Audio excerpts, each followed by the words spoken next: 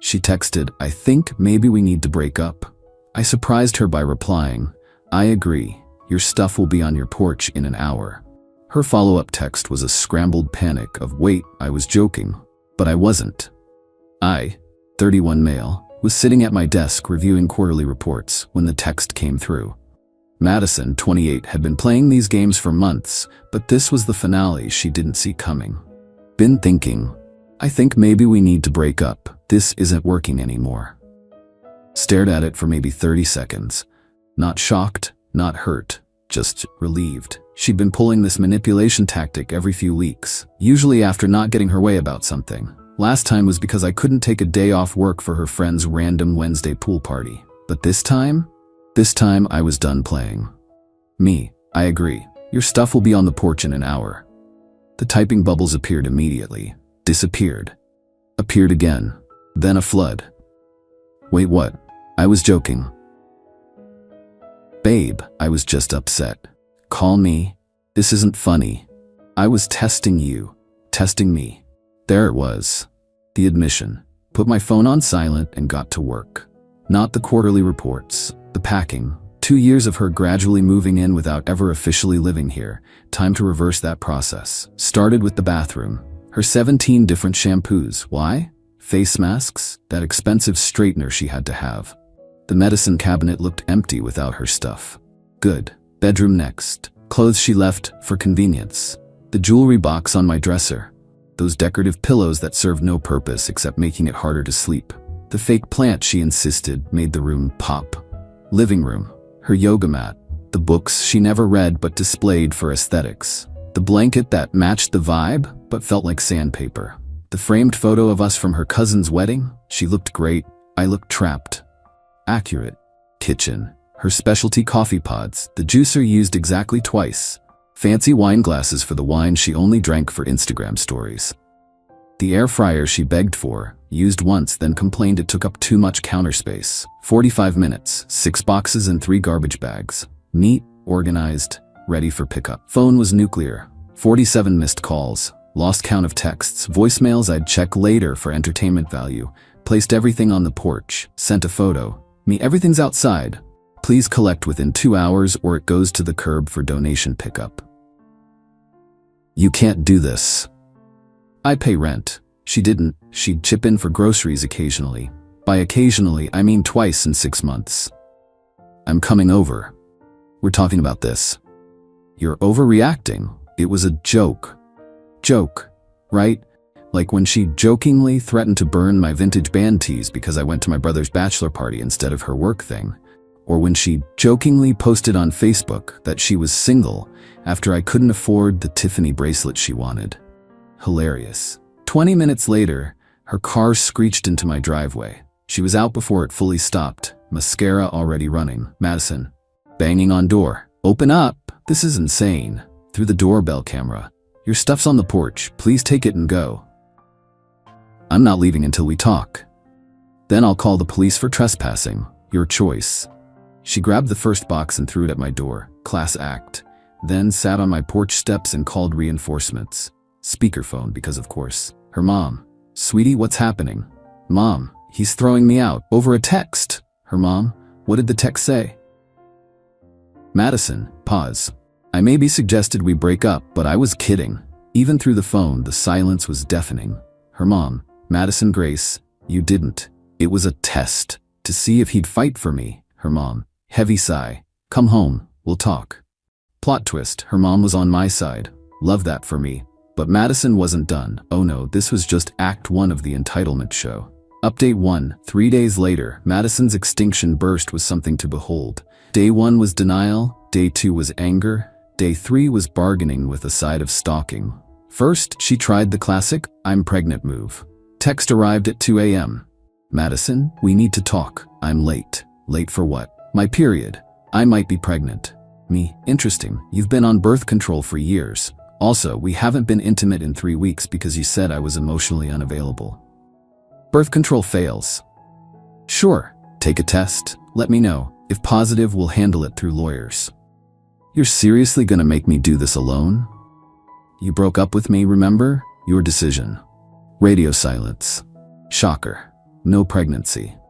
Then came the social media assault. Posted a crying selfie with, when you give someone 2 years of your life and they throw you out like trash over a misunderstanding. Her friends swarmed the comments. Men are trash. You deserve better, queen. His loss, babe. But some mutual friends knew the real story. My buddy Carlos commented, didn't you break up with him though? Madison deleted the post within an hour. Next, she tried the possession game. Claimed I had things of hers I didn't return. Her grandmother's ring never existed. A laptop charger, it was mine. Sentimental items, be specific or shut up. Money I owed her, for what? Sent one text, everything you left here was on the porch. You threw a box at my door, then left with it all. I have doorbell footage. Stop. Then she escalated to workplace drama. Yeah, she went there, called my office pretending to be from my doctor's office about urgent test results. Receptionist put her through to my cell. Recognized her voice immediately. Me, impersonating medical staff is illegal, Madison. I needed to talk to you.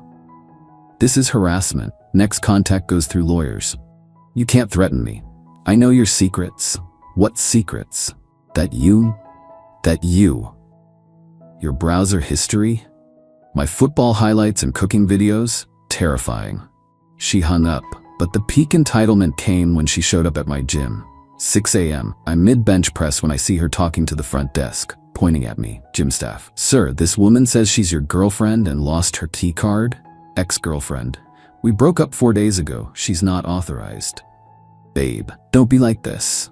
Me. She texted me breaking up. I agreed. Now she's following me.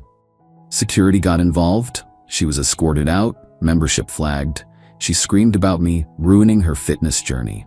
Girl hadn't been to the gym once in 2 years of membership I paid for. That afternoon, got a call from her friend Brittany. Brittany, you need to take Madison back.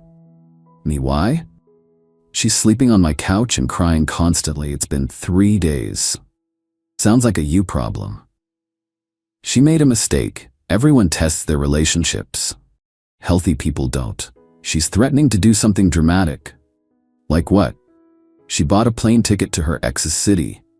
Cool, hope they're happy. You're heartless. I'm single. By her choice. The ex-boyfriend move was pure manipulation. She wanted me to panic, beg her not to go, fight for her. Instead, I blocked her on everything and went about my life.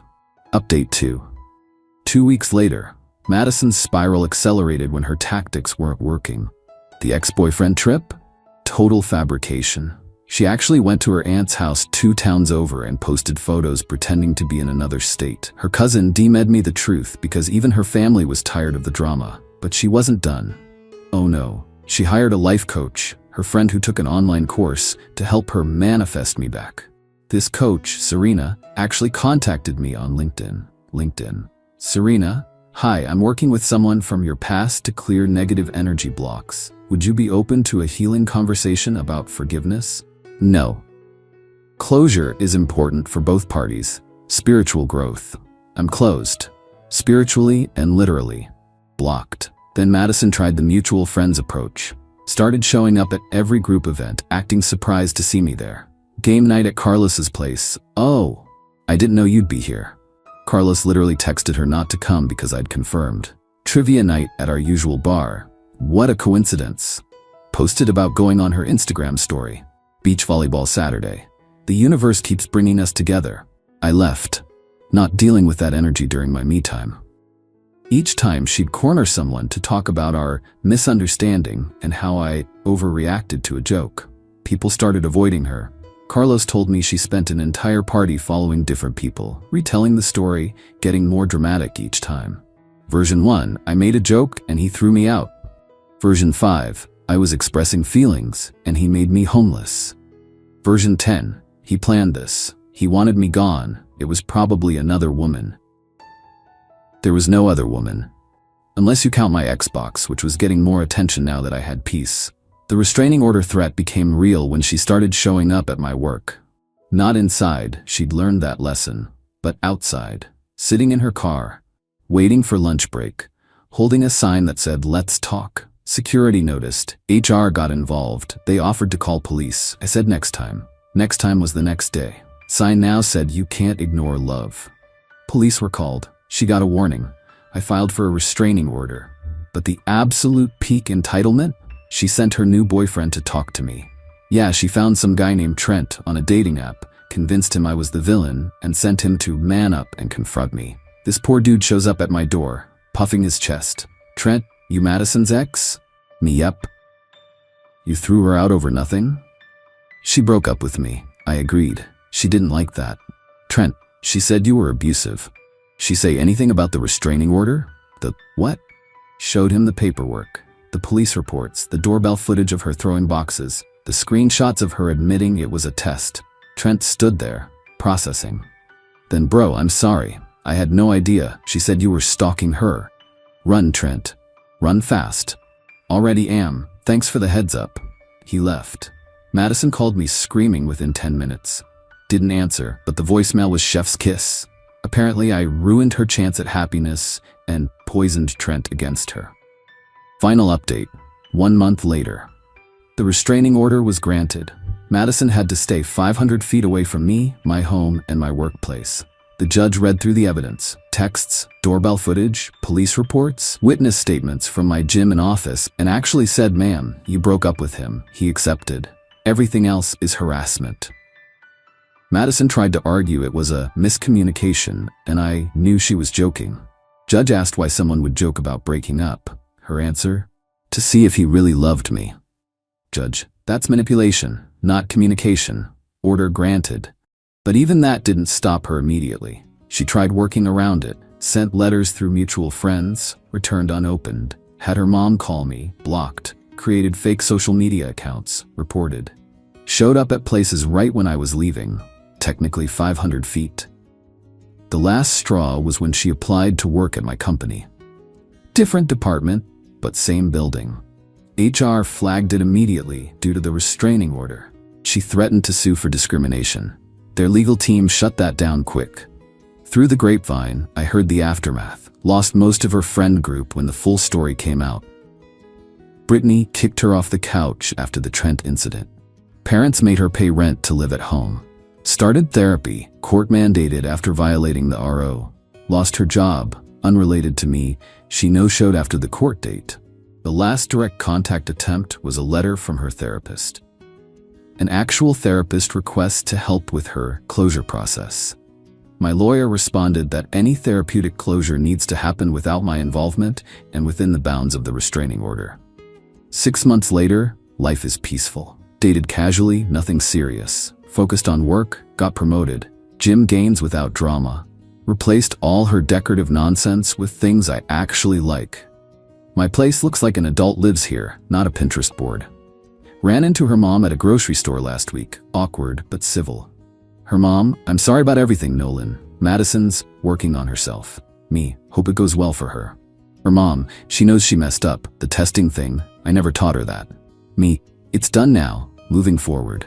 Her mom, you're a good man. She had a good thing. Me, had, past tense, take care. And that's it. She tested our relationship by threatening to end it. I called her bluff by agreeing. She expected me to fight, beg, prove my love through some grand gesture. Instead, I packed her stuff and moved on. The lesson? When someone threatens to leave to manipulate you, let them. If they wanted to stay, they wouldn't threaten to go. And if it's a test, it's already failed. My only regret? Not doing it sooner. Those decorative pillows really were uncomfortable as hell. Oh, and Madison? Last I heard, she's dating some guy who loves playing those relationship games. They test each other constantly. Break up every other week. Perfect match. Me? I'm testing nothing except my new barbecue recipes and whether I can beat my personal record at the gym. Both going better than any of her tests ever did.